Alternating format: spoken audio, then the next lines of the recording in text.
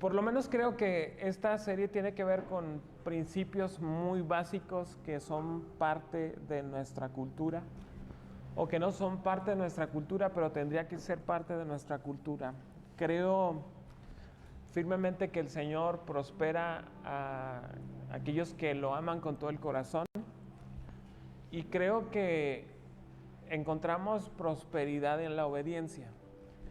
Y yo quisiera tratar dos temas durante esta serie, que son la que empecé la semana pasada y esta semana, y otra que tiene que ver con el tema del dinero, que para mí son dos fundamentos importantes en cuanto a nuestra obediencia, y que nuestra obediencia produce prosperidad. Les pido que presten mucha atención, porque creo que estos dos son muy básicos para que nosotros avancemos en nuestra vida, porque son principios que han sido revelados por Dios al pueblo de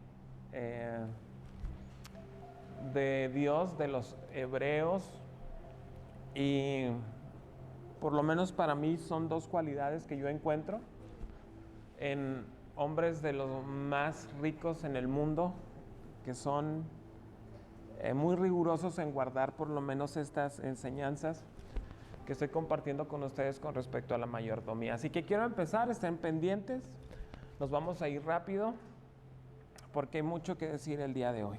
Quiero hacer para principio un repaso bien rápido, tomarme unos minutos para traer a su memoria algunos aspectos importantes de lo que estuvimos viendo la semana pasada.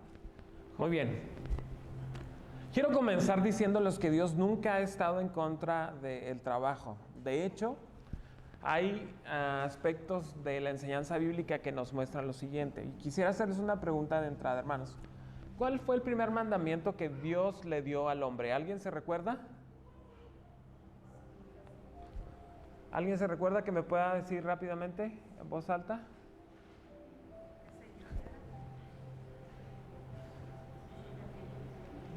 Por la tierra. Ok. Fructificados y multiplicados. Eso, bueno, no es ese. No, el primer mandamiento que Dios le da al hombre es que labre la tierra y la trabaje y cuide el huerto. De hecho, los iba a bullear, pero ya mejor no, porque la gente no quiere participar. En el capítulo 1 del Génesis encontramos un relato acerca de la creación. Y el primer mandamiento que encontramos en el relato del capítulo 1 del Génesis es cuando Dios hace al hombre y luego les dice efectivamente fructificad y multiplicados. En el capítulo 2 vemos un relato diferente de la creación, o un relato más completo acerca de la creación, justo en el capítulo 2. Y encontramos que el primer mandamiento es cuando Dios crea al hombre. Y ocurre algo bien interesante, hermanos. Dios crea al hombre y después planta el huerto del Edén. Es decir, que primero crea al hombre y luego le dice: esta va a ser tu casa, te la estoy construyendo, te la estoy arreglando. Ahora tú vas a ser el responsable de esta casa, del huerto. Y después de tiempo, no se sabe cuánto, entonces ya Dios crea a la ayuda idónea. Y es donde ya les dice a los dos: fructificad y multiplicados. Pero encontramos que el primer mandamiento que Dios le da al hombre es el de trabajar. El trabajo, hermanos, como muchos de nosotros creemos, no es una maldición que Dios le profiere al hombre en la caída. Es decir, que había trabajo, pero el trabajo no producía o no provocaba cansancio o deterioro o fastidio. Cuando el hombre cae, entonces ya empieza Dios a proferir de alguna manera juicio y maldición sobre la tierra y sobre el hombre en cuanto al trabajo. Pero en un principio el trabajo que Dios le había dado al hombre no era un trabajo que le producía cansancio, o que le producía dolor, o que le producía fatiga. Muy bien. Partiendo de la premisa de que el primer mandamiento que Dios le da al hombre es el trabajo, yo creo que Dios está interesado en que nosotros trabajemos. La semana pasada hablamos acerca del descanso y yo quiero que no descontextualicemos o tergiversemos la enseñanza bíblica. ¿En qué sentido? En que la Biblia nos enseña el trabajo duro, pero también nos enseña a descansar duro. A ver, quiero que nosotros entendamos lo que la Biblia nos enseña. Trabaja duro, pero también descansa duro. ¿Estamos, hermanos? 6 días tenemos para que nosotros invirtamos todo nuestro esfuerzo, nuestra creatividad, para trabajar intensamente.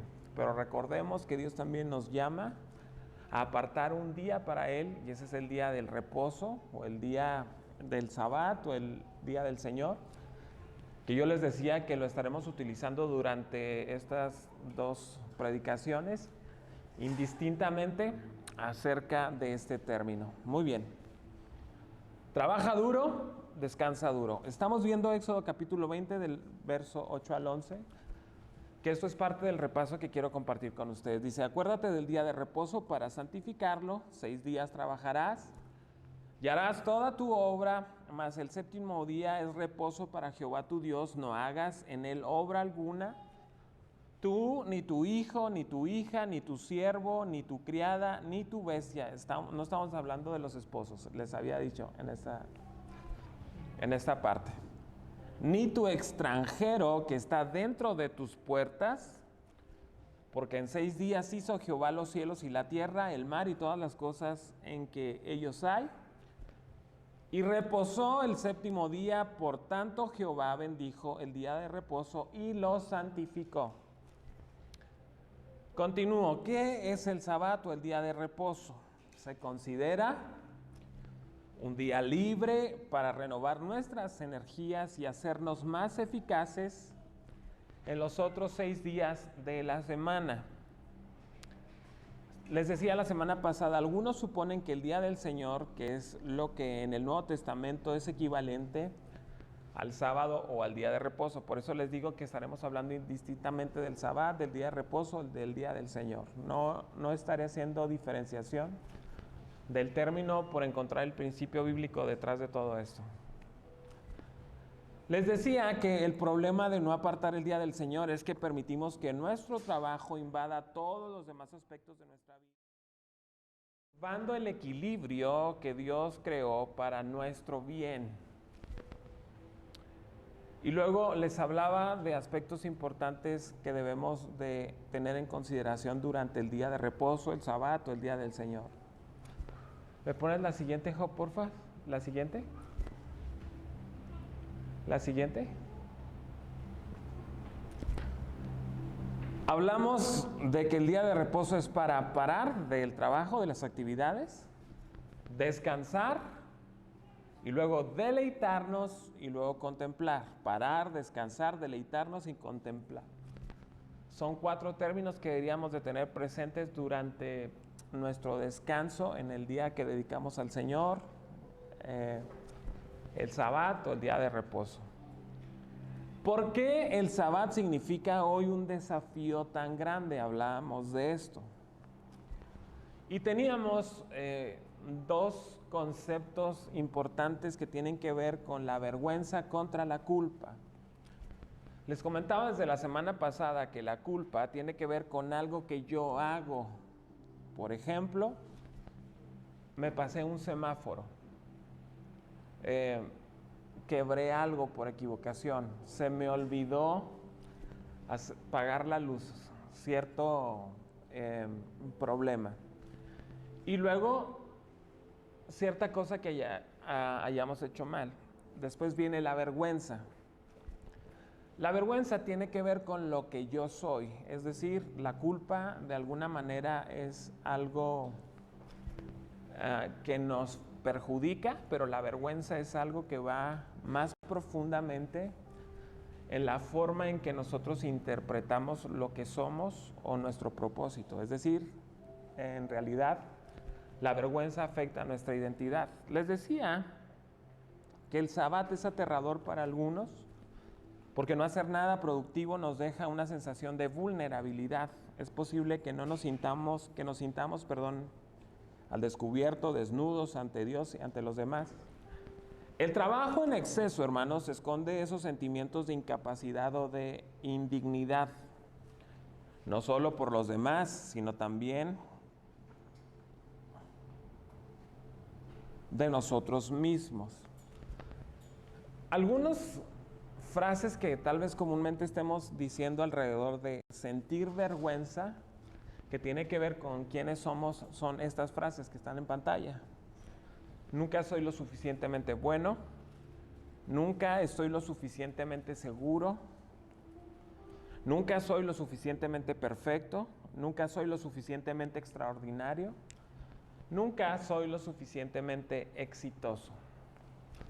Nunca soy o seré lo suficientemente exitoso. Tiene que ver con una cuestión de identidad.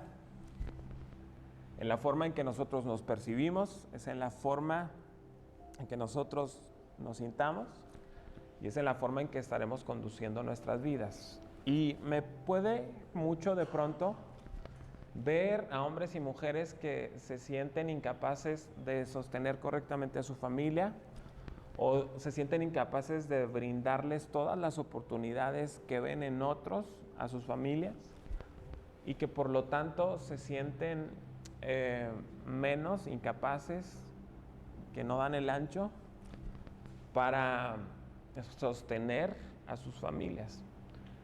Hermanos, yo quiero que aquí, con respecto a los matrimonios jóvenes, quiero que tengan una correcta interpretación de la persona que son, de su identidad. Porque hoy en día, como que la misma cultura indica que nuestros hijos tienen que estar saturados de actividades. Tienen que ir al karate, tienen que ir al ballet, tienen que ir al básquetbol, tienen que ir a la clase de música, tienen que estar en tareas extracurriculares. Y de pronto yo veo en la cultura que aquellos niños que no van o que no asisten a ciertas actividades, he visto cómo el comportamiento de los padres los hace sentir culpables porque no les están proveyendo de algunas cosas. Lo cierto, hermanos míos, que hay cosas que son realmente importantes en la vida, que son las que no deberíamos de descuidar y prestar atención más que a llenar a los pequeños de actividades, a que ellos entren en un nivel desquiciado de actividades y no tengan un tiempo para descansar ellos también. Como que si no tenemos las últimas consolas, los últimos celulares, la tecnología en casa o las escuelas particulares, creemos que estamos siendo malos padres por no proveerles de un contexto más adecuado a nuestros pequeños. Lo cierto, hermanos míos, es que lo importante es enseñarles a nuestros niños a aprovechar las oportunidades que se les den. Una escuela particular no hace al estudiante. Tenemos una visión distorsionada de nuestra identidad básica. Tenemos una visión distorsionada de nuestra identidad básica. Avanza, hermanos, presten atención. ¿Están aquí, hermanos? En nuestra cultura la identidad es definida en gran parte por la ocupación de la persona o por el título de su trabajo. Es decir, que lo que tú hagas, eso es en lo que la gente te clasifica.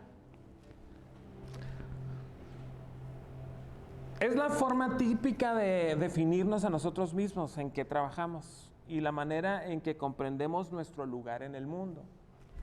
Si eres obrero, ocupas en la pirámide la escala más baja, o si eres un licenciado, tienes una maestría, un doctorado, pues tendrías que ocupar los puestos de la pirámide más alta.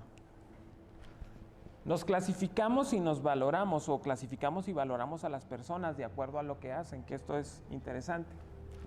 Aquí están en pantalla algo: mi identidad y propósito se define por lo que hago.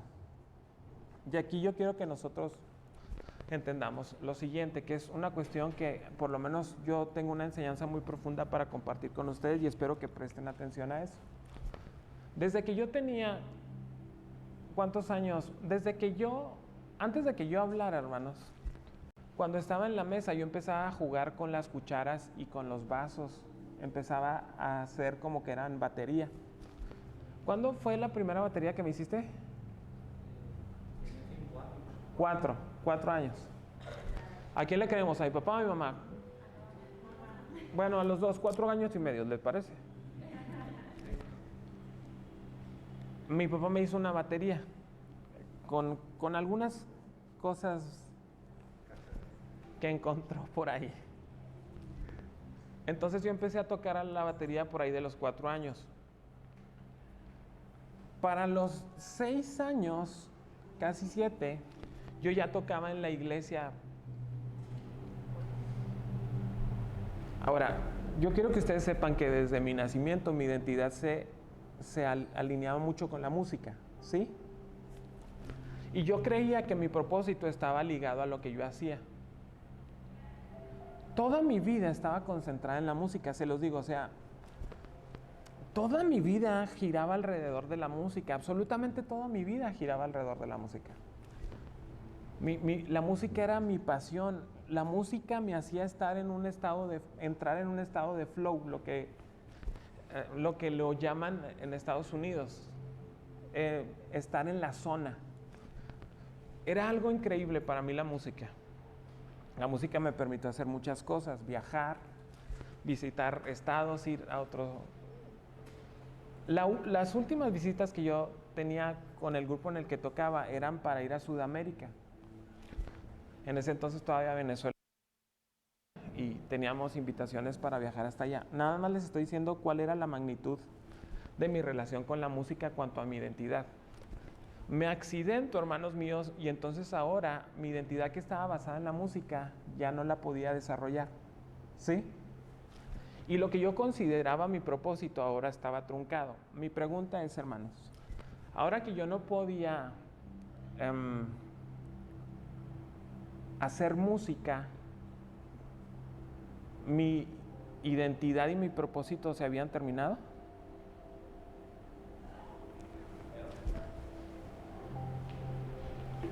Porque nuestra identidad y nuestro propósito no está ligado a lo que nosotros hacemos, hermanos. Por eso les digo que mi identidad y mi propósito no está fundamentado en lo que yo hago como pastor. Yo no soy más o menos persona si soy pastor. Yo no soy más o menos exitoso si soy pastor. Yo no tengo más o menos propósito si soy o no soy pastor. ¿Me estoy explicando hasta aquí, hermanos? Yo dejé de hacer todo lo que hacía en mi vida y ni mi identidad ni mi propósito se vieron modificados porque mi identidad y mi propósito estaban fundamentados en algo más grande que lo que yo hacía. Nuestra identidad y nuestro propósito están fundamentados más allá de lo que hacemos en nuestro trabajo o más allá de cuánto o de cuán grande o cuán pequeña sea nuestra cuenta en el banco o si ni siquiera tenemos cuenta de banco. Mi identidad no está fundamentada en qué tan guapo o qué tan feo soy. De hecho, cuando era adolescente hermanos, me decían el trofeo por trompudo y feo. Todavía me dicen caballo porque dicen que tengo una mandíbula increíble. Entonces yo les digo,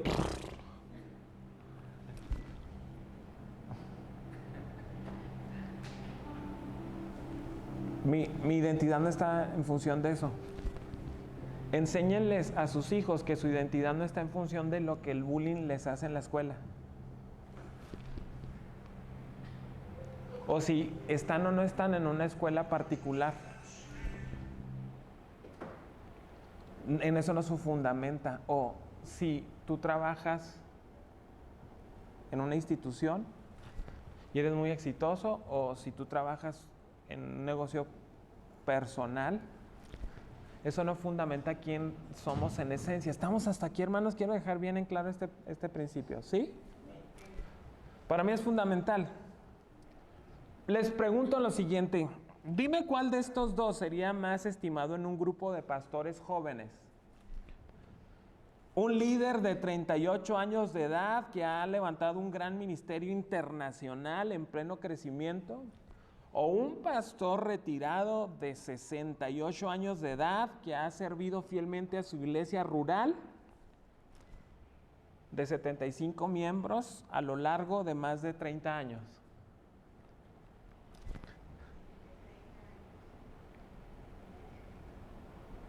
A ver, hermanos.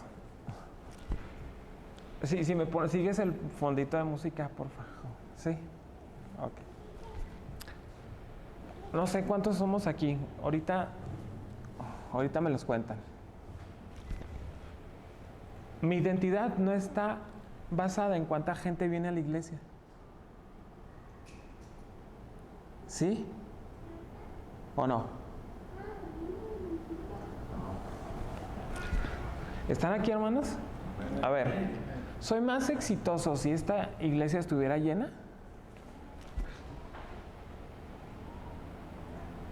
¿O si estamos los que estamos? ¿Me hace menos exitoso?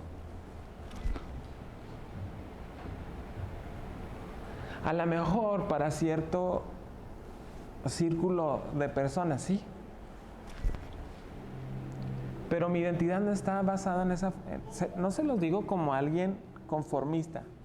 Se los digo seriamente desde que mi perspectiva, que lo que yo hago, lo que tengo, no define quién soy. Dios nos permite tener una iglesia grande. Si mañana tenemos una iglesia muy grande, no voy a ser más exitoso. Voy a seguir siendo un yo. ¿Sí?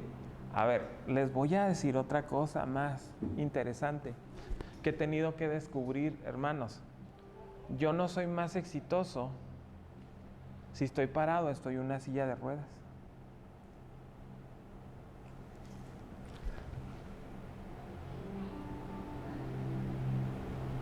No soy más exitoso.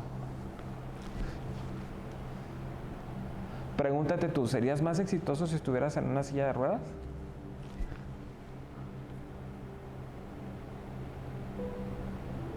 ¿O eres más exitoso porque no estás en una silla de ruedas? Parece conflicto existencial. Y quiero que se vayan con esa duda hasta lo más profundo de sus corazones, considerando estas cosas. Yo creo que estar en una silla de ruedas no me hace más o menos exitoso. A lo mejor más corajudo, sí, pero menos exitoso, ¿no? Continúo porque ustedes me detienen mucho, hermanos. Nuestra identidad y nuestro valor estaba estrechamente unido a nuestra capacidad de producir y de lograr cosas. La idea de usar el descanso para algo relacionado con el puro disfrute, para algunos de nosotros es inconcebible. Por eso quiero enseñarles 3 cosas importantes. ¿Prestan atención y están aquí, hermanos?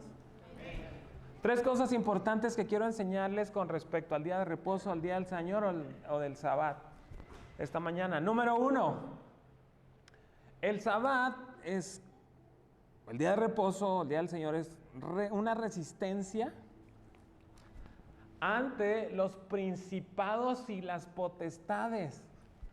Fíjense qué interesante perspectiva les voy a plantear el día de hoy. El día del reposo, el día del Señor, el Sabbat, es como resistencia ante los principados y las potestades. Ténganme paciencia. Efesios capítulo 6, verso 12 nos dice lo siguiente. Porque no tenemos lucha, ¿qué?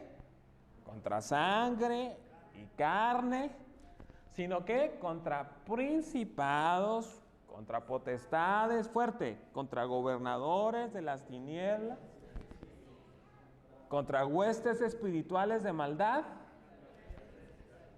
Fíjense lo que dice un comentarista acerca de esto. Este hombre se llama Walter Wink. Estas potestades principados representan una amplia variedad de influencia maligna que podrían tomar casi cualquier forma, tanto celestiales como terrenales, como divinos o como humanos, espirituales como políticas, invisibles o visibles. Ojo acá, hermanos. A estos sistemas que el pasaje de Efesios nos está diciendo, principados, potestades, gobernantes de las tinieblas de este siglo, se les puede encontrar en los sistemas educativos. ¿Has visto qué perversidad se viene de la Agenda 2030 en el modelo educativo? Perverso, perverso. La influencia del demonio está en el sistema educativo. Por eso quiero que construyamos una escuela, hermanos. ¿Has visto la perversidad en el sistema económico, hermanos? Perverso. ¿Has visto la maldad infiltrada en la política? Es un sistema brutalmente corrompido por los principados, por las potestades, por las huestes. Brutalmente, brutalmente. Deshumanizan, destruyen a las personas. Son poderes, fuerzas que se hallan tras cosas como la ambición desmedida, la lujuria, el racismo, el sexismo, la adoración al dinero. Esos mismos poderes demoníacos tratan de mantenernos esclavizados a nuestro trabajo con el fin de apartarnos del deleite que es descansar en Jesús. Ojo, es importante esto. Esos mismos poderes demoníacos tratan de mantenernos esclavizados a nuestro trabajo con el fin de apartarnos del deleite que es descansar en Jesús. Tenemos Biblia para esto, Deuteronomio capítulo 5, verso 15.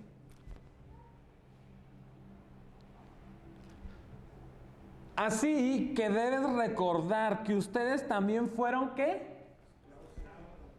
Esclavos. ¿Puedes decir fuerte conmigo esclavos para que se despierten, hermanos? Esclavos. Una vez más. Esclavos en Egipto, y que yo los saqué de ahí haciendo uso de mi gran poder, les está diciendo Dios.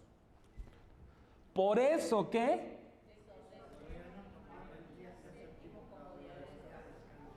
Les ordeno tomar el día séptimo como día de descanso, porque ustedes eran esclavos. Ahora yo les digo que como ya no van a ser esclavos, van a tener que tomarse un día para no hacer absolutamente nada. ¿Me siguen hasta aquí, hermanos? Miren, sus padres, sus abuelos, sus bisabuelos, sus tatarabuelos habían existido solamente por una razón: trabajar, nunca paraban, nunca descansaban, nunca se deleitaban, porque eran esclavos. Como poder establecido en oposición a Dios, hermanos, Faraón era lo que el apóstol Pablo había podido llamar una fuerza espiritual de maldad.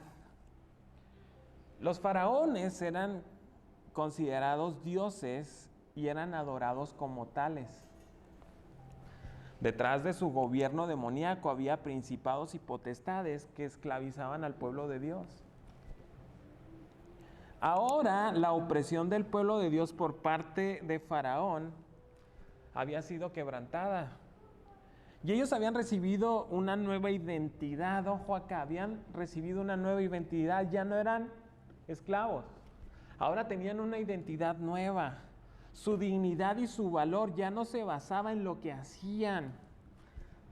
Se basaba en lo que eran. Eran hijos e hijas de Dios, sobre los cuales Dios había puesto su amor y su gracia. Hermanos, presten mucha atención. Lamentablemente, muchos de nosotros seguimos estando sometidos a un capataz cruel y controlador, un faraón que vive ahora dentro de nuestras cabezas, diciéndonos que no podemos parar ni descansar.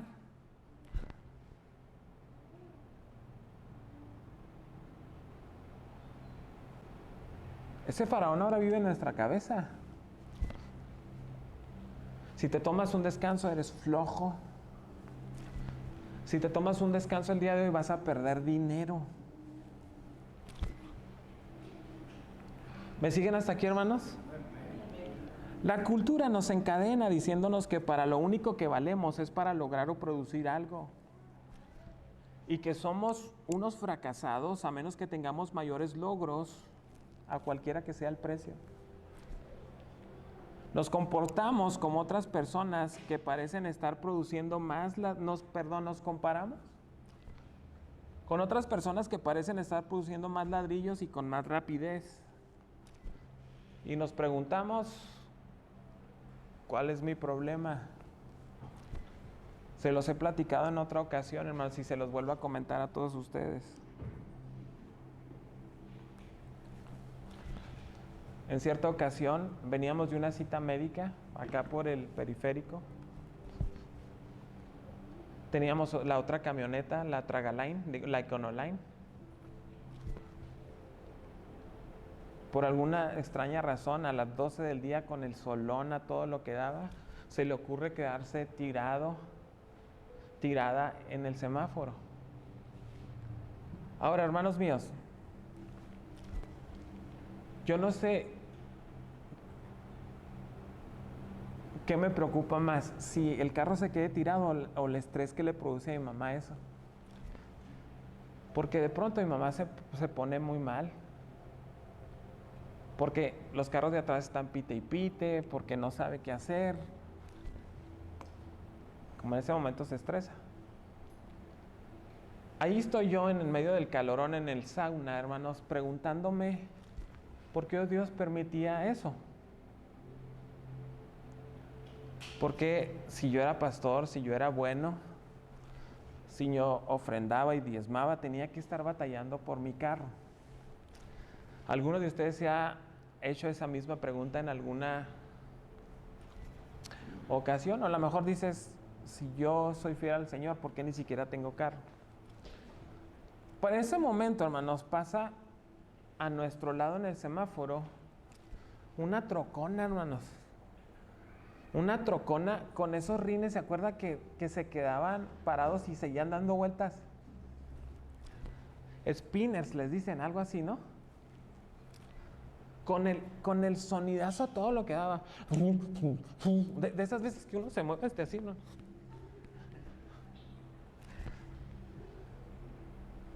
Que tiemblan los vidrios y eso, ¿sí?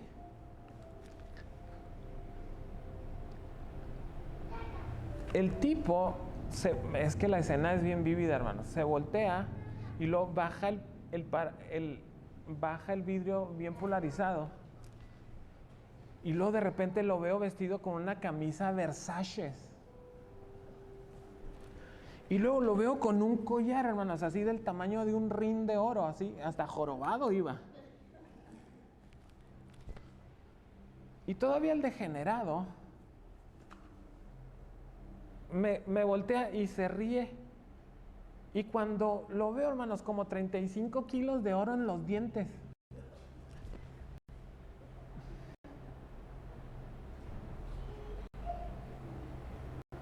Se ríen porque les ha pasado, ¿verdad?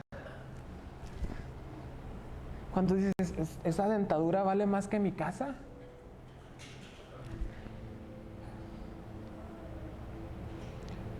Y yo estoy ahí comparándome con él y digo, ¿y qué estoy haciendo mal?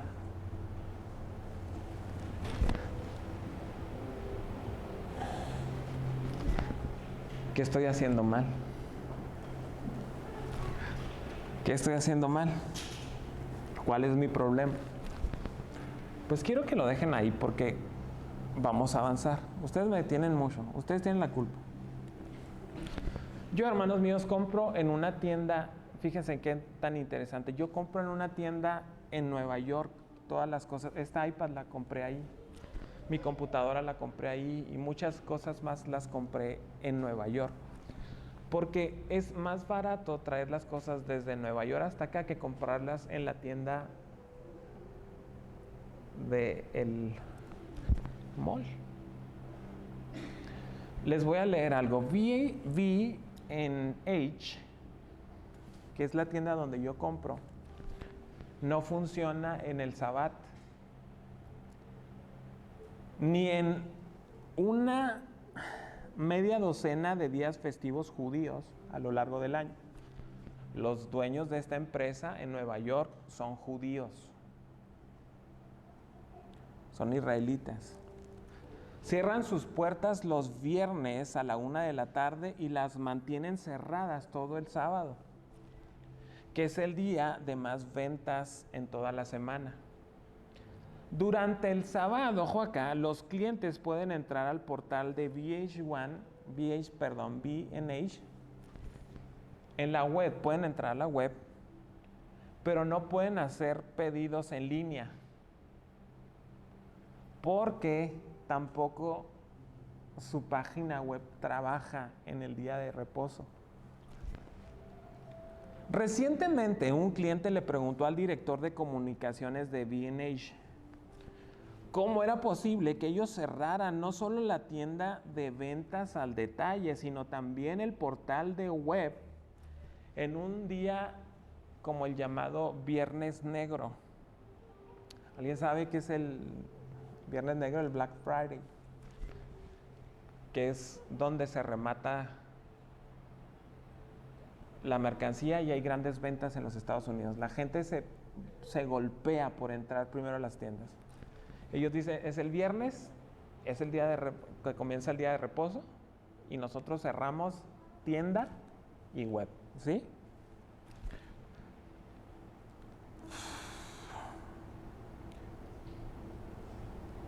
En un día como el llamado Viernes Negro, el día siguiente a la Acción de Gracias, considerado como el día de ventas más ajetreado del año en Estados Unidos. Fíjense lo que dijo el director. El director se limitó a replicar: nosotros le rendimos cuentas a una autoridad más alta. Nosotros cerramos porque le rendimos cuentas a una autoridad más alta. Y no nos importa perder millones de dólares en el Viernes Negro o el sábado, porque nosotros le rendimos cuentas a una autoridad más alta. ¿Quién de nosotros aquí tendría ese nivel de autoridad? De decir, yo no trabajo porque yo le rindo cuentas a una autoridad más alta. Y este es el día que lo determinamos para tomarnos el día y dedicárselo al Señor. ¿Se fijan cómo un principio tan importante hace que la obediencia produzca algo tan grande? Hermanos míos, esta tienda vende en su rubro más que Amazon. Amazon es un monopolio mundial que está terminando con el comercio mundial. Es una empresa grandísima.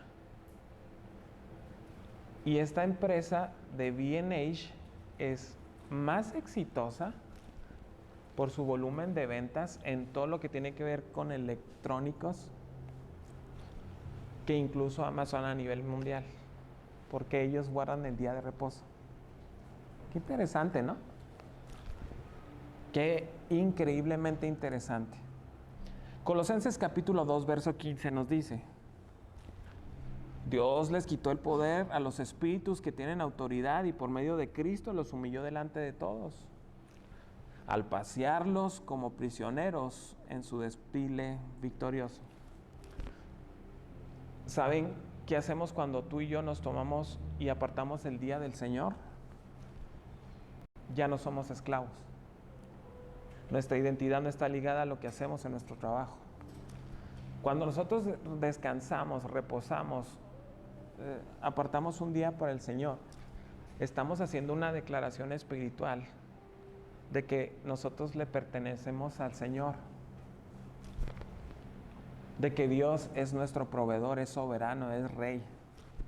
Cuando nosotros apartamos el día para el Señor, le estamos diciendo que nosotros atendemos a una autoridad más grande que nosotros, y que a la autoridad que nosotros rendimos cuentas es más grande que el trabajo y más grande que el dinero. es más grande que todo. ¿Cuántos dicen amén en esta mañana?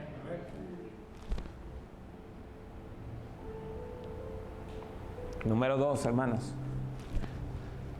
El Sabbat como juego. El Sabbat como juego. Y hoy es el Día del Niño, ¿verdad?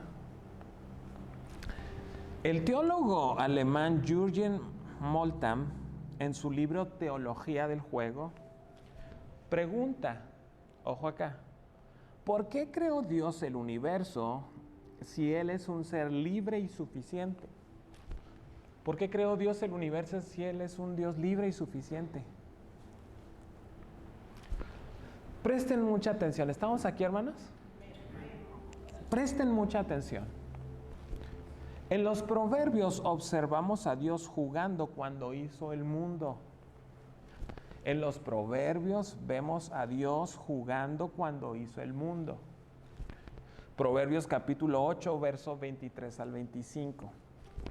Quien escribe los Proverbios es el rey Salomón, ¿sí? Y déjenme decirles que el rey Salomón está haciendo esto. ¿Por qué les tengo que explicar? Porque si no, no vamos a entender el verso. El rey Salomón está haciendo una antropomorfización. Una antropomorfización es darle una forma humana a alguna cosa. ¿Qué está haciendo el rey Salomón? Está diciendo que la sabiduría es una mujer. Está antropomorfizando la sabiduría para que nosotros entendamos un punto. ¿Me estoy explicando hasta aquí, hermanos? Salomón dice, la sabiduría es como una mujer. Está antropomorfizando la sabiduría. ¿Sí? Ojo. Está hablando de esta señora, de esta mujer. Proverbios 8, 23 al 25 dice, Dios fue quien me creó, la sabiduría. Me formó desde el principio, desde antes de ¿qué? De crear el mundo. Aún no había creado nada cuando me hizo nacer a mí. Está hablando de la sabiduría. Todavía no había nada en el universo, pero la sabiduría ya había sido creada. Nací cuando aún no había mares ni manantiales. Nací mucho antes de que Dios hiciera los cerros y las montañas, la tierra y sus paisajes. ¿Vamos hasta aquí, hermanos? Proverbios capítulo 8 del verso 30 al 31 nos dice lo siguiente. Esta misma, la sabiduría o esta misma forma de mujer que toma la sabiduría, según el relato del rey Salomón, dice, allí estaba yo, afirmando su obra. Día tras día me llenaba yo de alegría. Siempre disfrutaba ¿de qué? La sabiduría disfrutaba de estar en la presencia de Dios, ¿sí? Me regocijaba yo en el mundo que Él creó. Es decir, la sabiduría estaba cuando Dios creó al mundo. Creo que no estoy malinterpretando las escrituras, no, estoy siguiendo el relato tal y como lo dice. Y terminaba diciendo, en el género humano, cuando Dios estaba creando el universo y al ser humano estaba la sabiduría ahí viendo emocionada cómo Dios estaba creando todas las cosas. Y no solamente dice que estaba emocionada, se deleitaba, se alegraba. Era algo increíble ver cómo Dios estaba construyendo al ser humano. Hermanos, los seres humanos somos tremendamente complejos. El cuerpo, los músculos, los sistemas digestivos, los sistemas neurológicos, los sistemas, todo lo que compone al hombre es tan complejo y subsiste en un equilibrio tan increíble, hermanos, que es maravilloso el cuerpo humano. Es hermoso, es maravilloso, es increíblemente complejo, porque Dios lo creó. Y cuando estaba ahí, Dios creando al hombre, la sabiduría estaba bien contenta. Dios tuvo un buen deseo y placer de crear. De aquí que la creación es el juego de Dios, un juego de su sabiduría sin necesidad de un fundamento e inescrutable.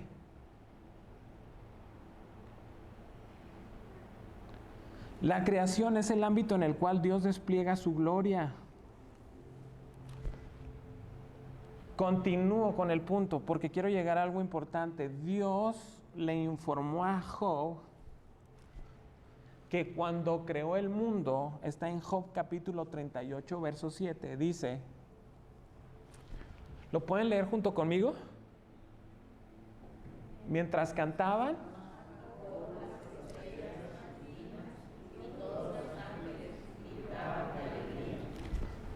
ahora los ángeles se unen a el gozo que existía cuando Dios estaba creando. Gritaban de alegría, estaban contentos. Estaban disfrutando, estaban deleitándose en la creación. Por eso es muy importante, hermanos, que nosotros nos deleitemos en el día de reposo. La primera forma del día de reposo la encontramos en el relato del Génesis, que dice que Dios creó la creación en 6 días y al séptimo reposó. Les pregunto, ¿Dios tenía necesidad de descansar? Pero sí se tomó el tiempo para ver que todo era bueno. Miren, cuando nosotros entendemos esto, hermanos, quiero que presten mucha atención, para mí es importantísimo. Indicando así que nosotros somos fruto de su amor y su deleite. Dios disfruta del hecho de ser Dios. ¿Me pasas el...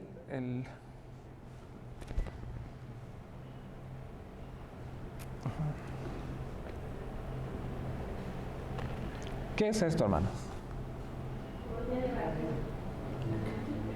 Ya ni eso me pueden decir, hermanos.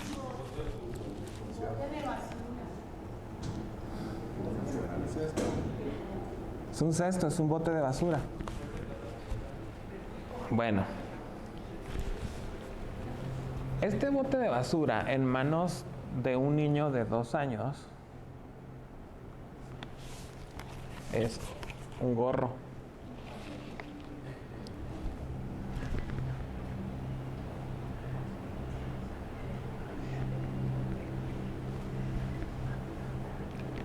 Después lo puso en esta posición, se sentó aquí y era una moto.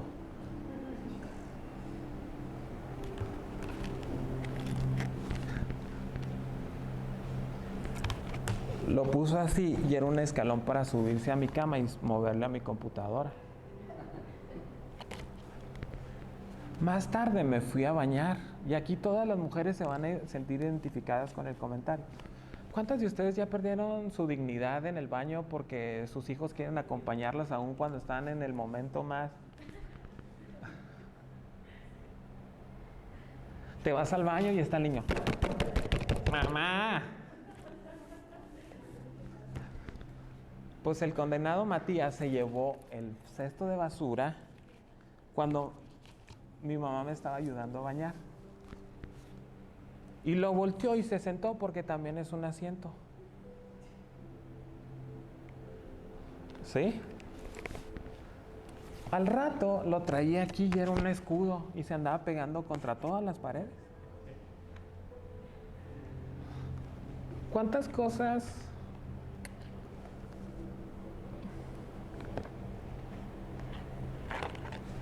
son para un niño esto, de 2 años?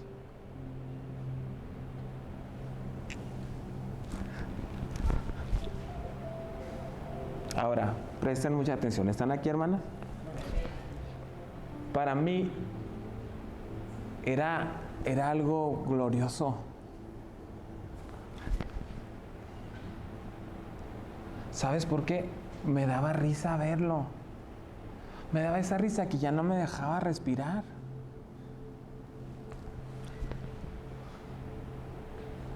Y el tonto, cuando me veía que se reía más.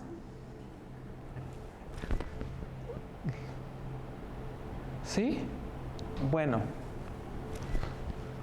Dios crea al hombre, ¿sí? Y el séptimo día, hermanos, ¿saben qué hizo? Darle un balde a Adán, un bote de basura.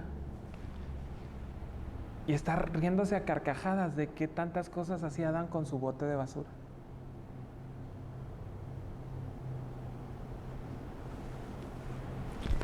Y yo creo que Dios estaba carcajeándose de Adán cuando Adán vio a la jirafa con el cuello tan largo, cuando vio al cuerpo espín y dijo, wow, Dios ya creó a los chilangos,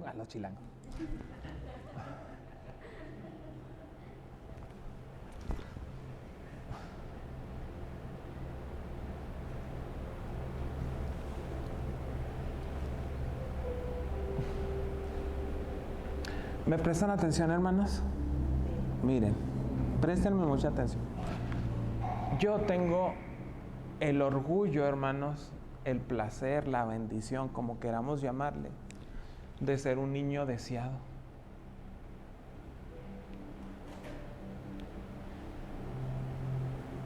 Me puse a preguntarle a mi familia qué habían sentido cuando a mi mamá le dijeron que estaba embarazada. Mi abuela me dijo, no, mijo, es que... Y mi mamá empezó a decir, es que yo, en cuanto me dijeron, mijo, yo decía, es que mi hijo va a ser grande, va a ser de ojos azules, blanco, grandote y no, hermoso. ¿Qué les digo, hermanos? Es lo que hay.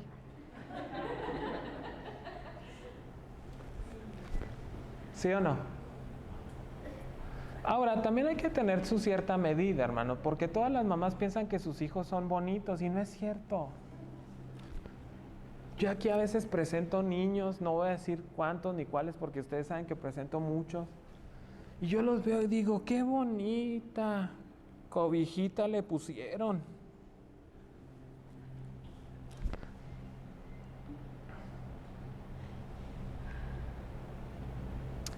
Ser un hijo deseado, hermanos, le permite a uno tener una autoestima tan equilibrada.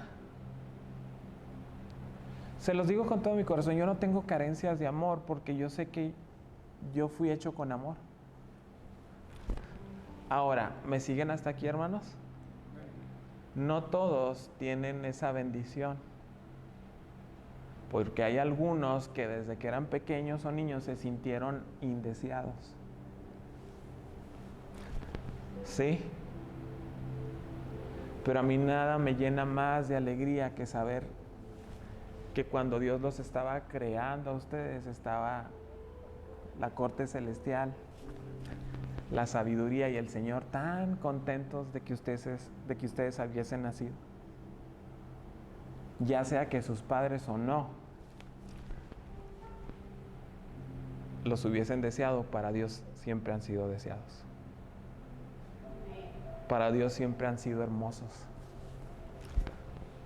Porque Dios los creó con el único objeto de amarlos y por el simple placer de crearlos.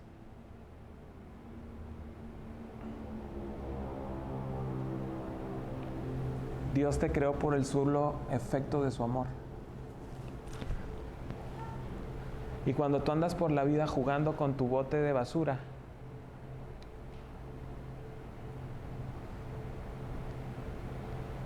fingiendo que es una moto, un escudo, un sombrero, Dios se ríe de ti desde el cielo porque le satisfaces. Tú satisfaces el corazón del Señor porque te creó por el puro efecto de su amor. Hermanos, no hay cosa más poderosa que saber que somos el puro efecto de su amor. No hay una cosa más hermosa que saber que somos el efecto de su puro amor y deleite. Cuando veo a Matías jugar con algo, me regocija el alma.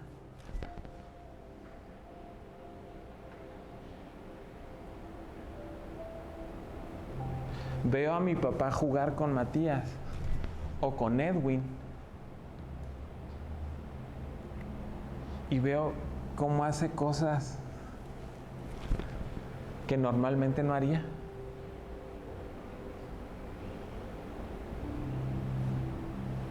Porque yo veo cómo él se deleita en sus nietos y Dios se deleita con nosotros. Porque somos el efecto de su amor, somos el puro efecto de su amor. Si tus papás te dijeron que eras indeseado o te sientes indeseado, tú eres el puro afecto y el goce del Señor. No sé cómo decirles que a mí esto me llena, me satisface el alma.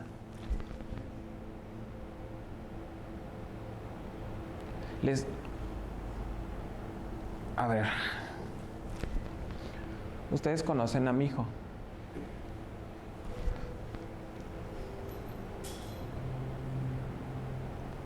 Mi hijo tiene una extraña percepción de la realidad, debido a que tiene el 90% de su cerebro muerto. Dicen los análisis.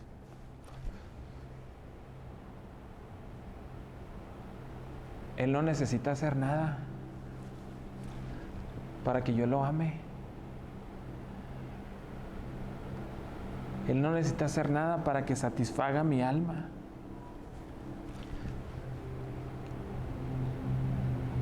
El verso sonrisa. ¿Qué crees que sentimos cuando para la trompita y se hace el chiple? Me dan ganas de llorar. ¿Qué crees que siento yo cuando le ponemos ciertas canciones que tienen una letra impresionante y empieza a llorar? ¿Qué crees que siento yo cuando escucha la voz de su abuela, de su abuelo, de sus abuelos y empieza a reírse sin ninguna razón? ¿Cuándo fue la última vez que te reíste sin ninguna razón? ¿Cuándo fue la última vez que realmente te sentiste amado? ¿Cuándo pensaste que la sola existencia alegra el corazón del Señor? Con tu sola existencia alegras el corazón del Señor.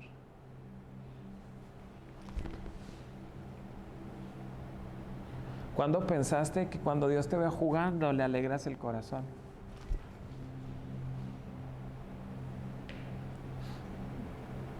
Voy a brincarme porque estoy por irme al último punto. Hermanos míos, venir a la casa de Dios en domingo tendría que ser un deleite. No por obligación, sino por lo que significa. Venir a la casa de Dios es un deleite. Hermanos, se los digo con toda mi alma y con todo mi corazón. Cuando yo no podía venir en meses atrás a la casa de Dios, yo me preguntaba qué estaban haciendo ustedes, porque yo extrañaba venir a la casa de Dios. Hermanos, les digo una cosa, cuando yo entro y huelo a qué huele la iglesia, yo me siento seguro, yo me siento en casa, yo respiro profundo y digo, ya llegué a casa. Porque venir a la casa de Dios es algo hermoso, es algo glorioso.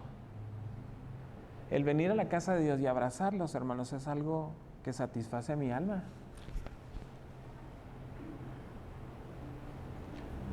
Ahora, padres,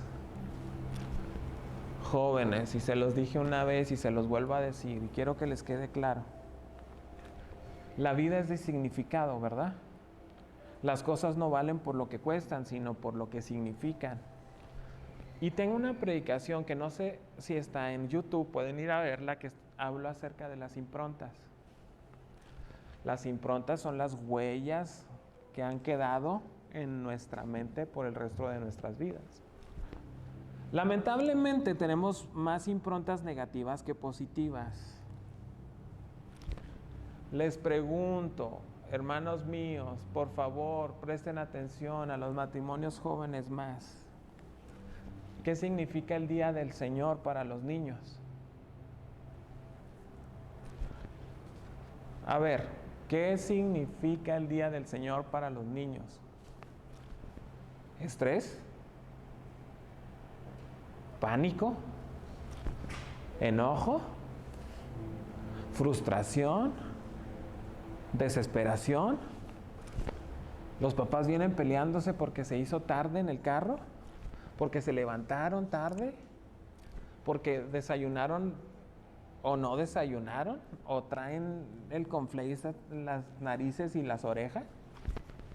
¿O porque ya vienen todos sucios que se les cayó la leche?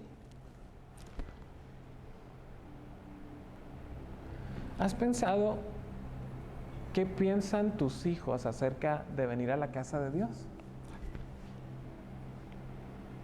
Porque aquí llegamos y todo mágicamente cambia, ¿sí o no? Si vienes peleándote, arañándote con tu esposo, con tu esposa, llegas aquí y eres un ángel del Señor, pero que sí, más ángel que el que tenemos aquí. Impecable, inmaculado.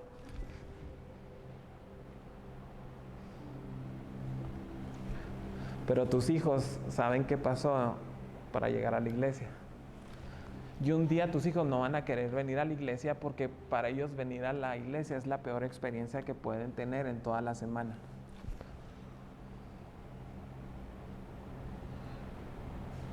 Les voy a dar un consejo que no me pidieron.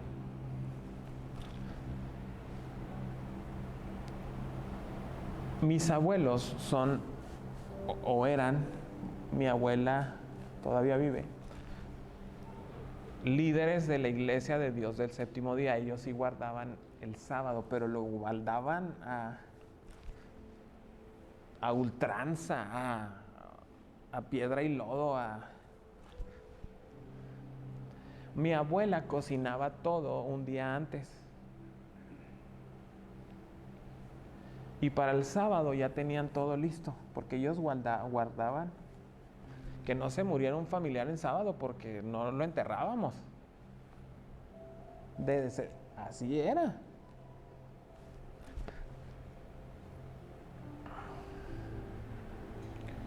Hermano, alista las cosas un día antes.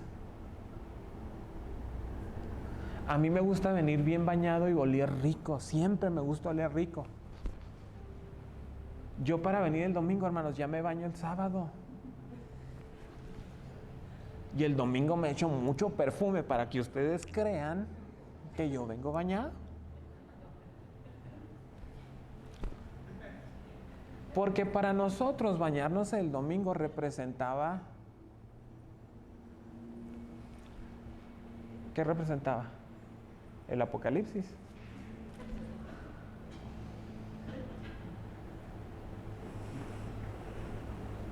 Yo soy muy mala persona, hermanos, y enojado soy peor.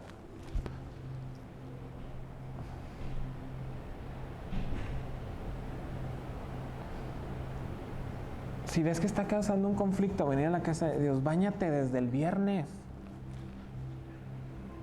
Nomás lávate la boca el domingo, por amor de Dios.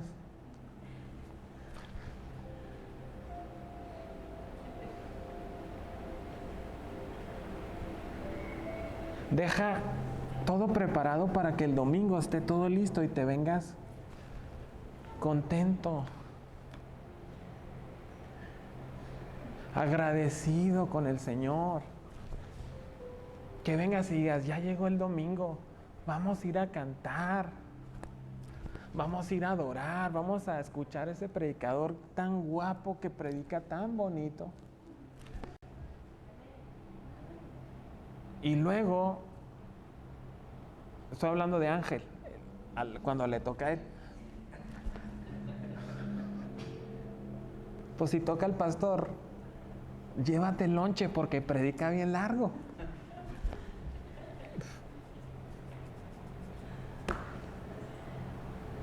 Pero que digas, qué rico venir a la casa de Dios. Qué delicioso es habitar los hermanos juntos en armonía, porque allí envía Jehová bendición y vida eterna. Entrad por sus puertas con acción de gracias, por sus atrios con alabanza. Alabadle, bendecirle. Y luego ya puedes agarrarte con una lista porque Él es bueno, porque su misericordia, porque su provisión, porque su cuidado, porque su amor, porque su sanidad, porque su compañía, porque es buena, es hermosa.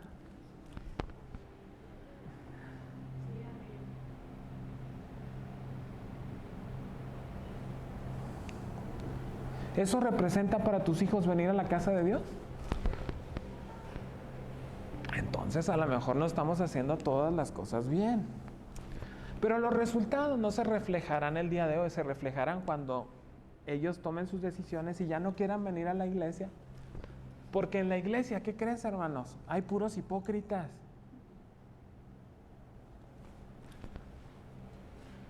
¿Cuáles son los hipócritas?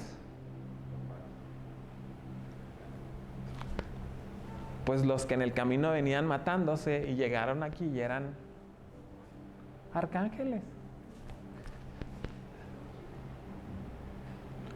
¿Estoy aquí, hermanos? Sí, si estoy aquí, pues aquí me ven. Termino. El Sabbat como lugar de revelación. Me voy rápido. De Dios, hermanos, recibimos revelación por varios medios. Voy a terminar. De Dios recibimos revelación por varios medios. Número 1, por las Escrituras, ¿sí? Recibimos revelación de Dios a través de la oración. ¿Cuántos dicen amén? Recibimos revelación de Dios a través de los mentores sabios de hombres y mujeres viejos en la fe, que dan consejos oportunos. ¿Cuántos dicen amén?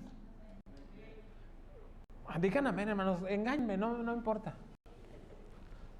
Recibimos revelación de Dios a través de la creación. Recibimos revelación de Dios a través de las puertas cerradas, hermanos. Amén. Gracias por su entusiasmo. También recibimos revelación de Dios cuando una puerta se nos cierra en las narices. Bueno, en la nariz porque no tenemos muchas. Estoy terminando. A la mayoría de los cristianos estarán de acuerdo en reconocer que Dios se revela a través del sufrimiento y las tormentas de la vida. Dios se revela a nosotros a través de las tormentas y del sufrimiento en la vida. ¿Amén? Hay algunas cosas que Dios solo puede depositar en nuestra alma cuando nos desconectamos del mundo por completo, del trabajo, y nos ponemos a reposar en Dios. Hermanos míos, mi oración ahora es: enséñame, Señor, por las buenas.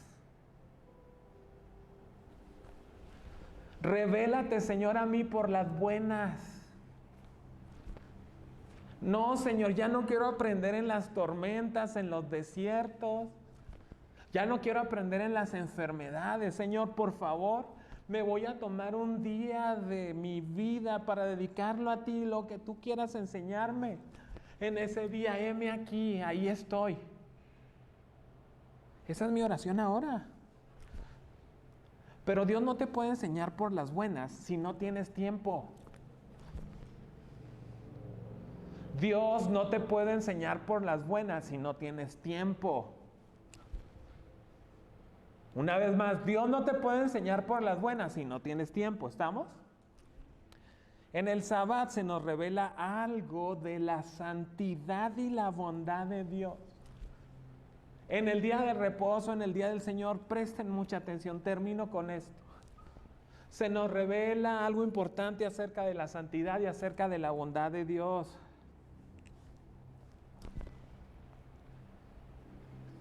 ¿Qué es la santidad? La santidad es un atributo del carácter divino, del carácter de Dios. Presten mucha atención, hermanos. La santidad es un atributo divino. Él es Dios creador del universo. Él es santo. La santidad de Dios significa que Él está separado del pecado y consagrado a la búsqueda de su propio honor. Todos los atributos de Dios están sobrevestidos de su santidad. Ojo acá, todos los atributos de Dios están sobrevestidos de su santidad. Los dioses paganos, hermanos, totalmente vacíos de santidad, eran celosos, envidiosos, iban a la guerra, se mataban unos a otros. Todas los mitos, las leyendas de los dioses de otras culturas tienen estos efectos. ¿Están hasta aquí, hermanos? Éxodo capítulo 15, verso 11, dice: ¿Quién como tú, oh Jehová, entre los dioses? ¿Quién como tú, qué? Magnífico en santidad. ¿Qué? Terrible en maravillas. Hacedor. ¿Quién sabe que nuestro Dios es terrible en maravillas y hacedor de prodigios? ¿Alguno de ustedes sabe eso? ¿Alguien sabe que Él es magnífico en su santidad? Hermanos, ojo acá, decir que Dios es santo equivale a decir que es perfecto en su bondad. Decir que Dios es santo equivale a decir que es perfecto en su bondad.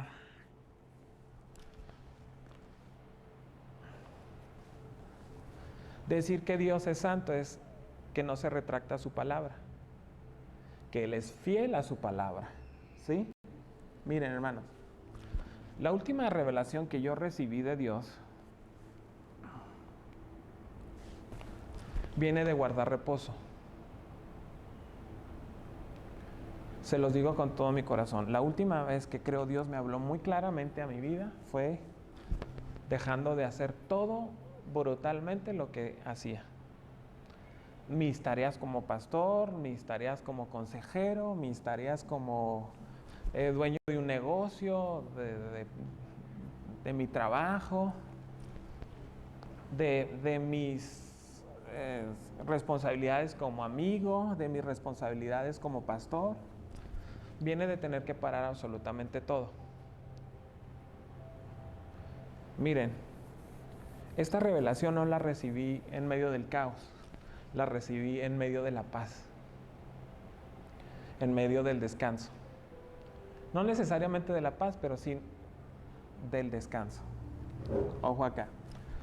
Les he dicho, hermanos, que yo tenía ansiedad, ¿verdad? Pero una ansiedad brutal, hermanos, se los digo yo pensé que me iba a volver loco. Yo no podía estar en ningún sitio porque empezaba a pensar en la inminente fatalidad, que en ese momento me iban a llevar al hospital, enfermo, cualquier cambio de temperatura, o por ejemplo, si me gruñía una tripa, yo ya estaba pensando que me iban a volver a meter al hospital.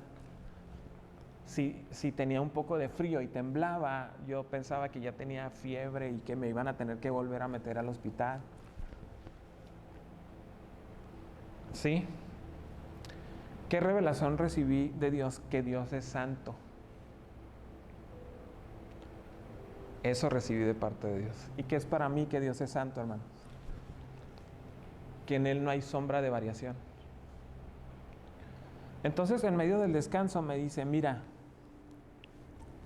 cuando tú estás enfermo, tú cambias. Cuando tú estás en prueba, tú cambias. Cuando tú estás enfermo, yo no cambio. Cuando tú estás enfermo, yo sigo siendo Dios. Porque mi santidad se revela en mi carácter de que yo no cambio. Mientras yo estoy enfermo, yo creo que Dios cambió. Mientras yo estoy en problemas, creo que Dios me abandonó. Cuando Dios dice claramente en su palabra que Él estará con nosotros hasta el fin del mundo. Y hasta donde yo sé, falta poco, pero todavía no se acaba el mundo, ¿verdad? Entonces Él es santo. Él va a cumplir su palabra. ¿Qué recibí de Dios a través de su revelación? Que todos cambiamos, hermanos. Cambia si te va bien en la vida. Mira, cambiamos si cambiamos de trabajo. Nosotros cambiamos si mañana nos dan más trabajo, porque si mañana nos dan más trabajo, ¿cómo voy a dejar yo el trabajo? El pastor está loco. Alguien dice que yo tengo beca, que por eso yo digo esas cosas. Ah, es que tú tienes beca.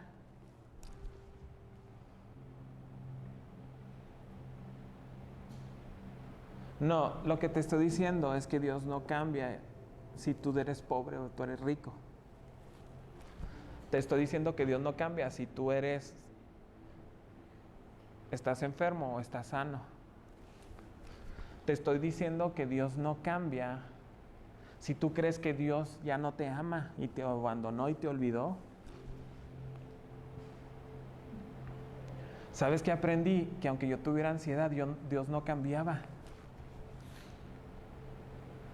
Que si yo tenía ansiedad, el que estaba cambiando era yo. Dios seguía allí, esperando que yo fuera a sus brazos de amor. Y entonces entendí que su plan y su propósito para conmigo son siempre eternos. Solo lo recibí cuando paré. Hay cosas que se los digo con todo mi corazón. Si tú empiezas a apartar el día para el Señor, pero dedicarlo como debe de ser, van a empezar a ocurrir.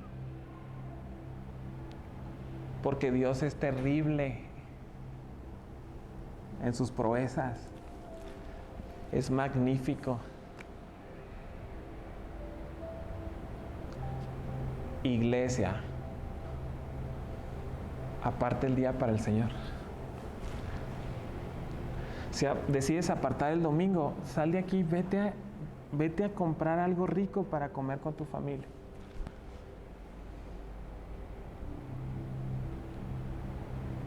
Mira, Ever, por alguna extraña razón, piensa que los lonches de salchicha con mayonesa y chilito curtido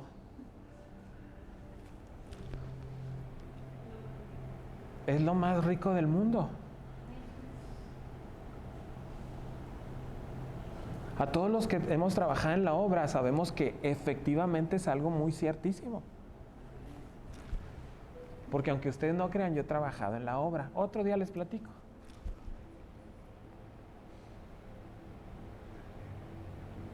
A ver, hermanos, hemos salido de aquí diciendo, ¿qué vamos a comer? Y a Ever dice, pues lonches, panchillas. ¿Ven que no estoy mintiendo?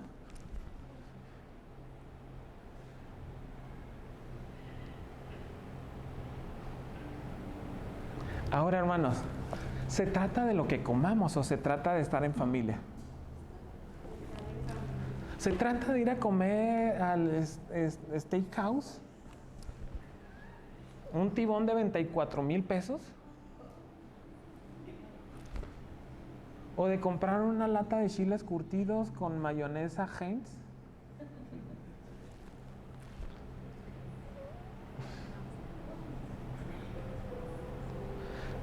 Estoy terminando, pero es que ustedes me entretienen mucho. Hace unos días, Brito, saliendo de la reunión, nos subió una foto al grupo de los de la alabanza. Y el muy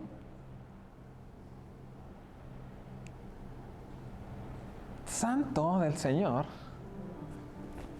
subió una foto comiéndose una tortilla con sal de la tortillería, hermano. Por alguna extraña razón, las tortillas con sal en la tortillería saben a gloria.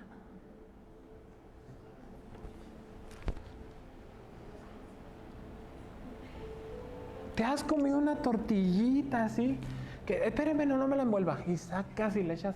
Y si hay salsita y a veces regalan chicharroncitos o deme 3 pesos de chicharrón y te dan así nada de chicharrón.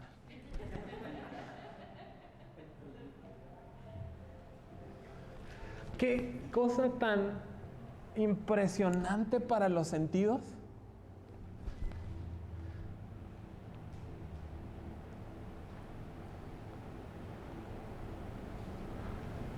¿Cuándo fue la última vez que disfrutaste, hermanos, de un pan chicha un domingo saliendo de la iglesia? Yo la semana pasada. Y es probable que esta semana se repita. Si no llegamos a un consenso.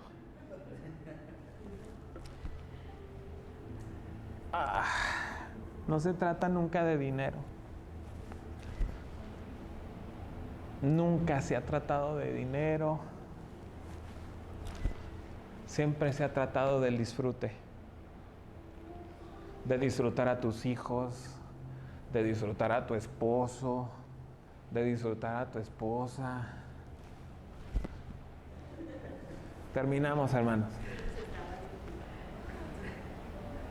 Guarda el día del Señor. Guárdalo. Guárdalo, guárdalo. Guárdalo, guárdalo. Vas a prosperar en tu trabajo. Va a prosperar tu familia. A ver, me voy a hacer una declaración que tal vez no tendría que hacer. Hermanos, guarda el día del reposo y vas a prosperar económicamente. Guárdalo, vas a prosperar económicamente. Apártalo para el Señor. Hoy no se trabaja. Guárdalo. Guárdalo y te aseguro que el azúcar te va a salir mejor. Que la sal te va a salir mejor. O sea, la sal por la hipertensión.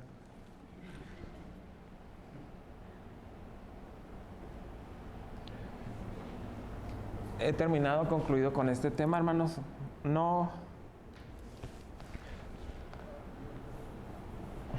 Yo solo quiero que sigan la palabra de Dios, hermanos. Es lo único. ¿Qué gano yo? Ver los que prosperan, ver los que son bendecidos, ver los que tienen matrimonios fuertes, ver que sus hijos están consagrados al Señor, ver que sus hijos van a ser los próximos que edifiquen nuestra iglesia porque ustedes guardan sus estatutos,